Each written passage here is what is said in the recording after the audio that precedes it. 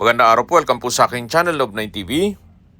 Nandito po tayo ngayon sa Amuyong Alfonso, Cavite kung saan meron po tayong bagong video presentation. Isang residential farm property. May lot area po ito na 750 square meters.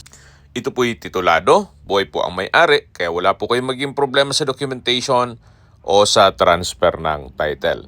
Meron na rin pong access ng tubig, kuryente at internet provider. Ito po yung nasa mataas na lugar. Ang estimated elevation above sea level ay 1,900 feet more or less.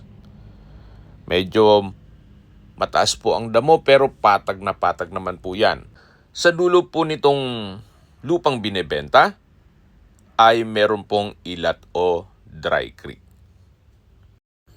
Marami po kayong pwedeng i-project dito. Pwede pong gawing mini farm para sa inyong weekend farming o di kaya'y private resort para maging income generating.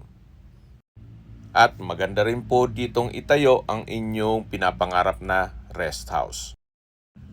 Tunghayan niyo po ang kapaligiran, napakatahimik po, sariwa ang hangin at malamig po ang klima. Mula po Tagaytay, mga 35 minutes drive lang po. At kung manggagaling naman po ng Manila, 1 hour and 20 minutes ang travel time.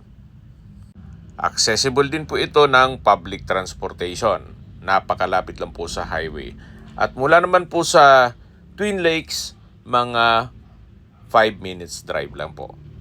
Binebenta po ito ni owner sa halagang 10,000 pesos per square meter. Kung may mga katanungan po kayo, tawag lang po kayo sa aking numero. Maraming salamat po.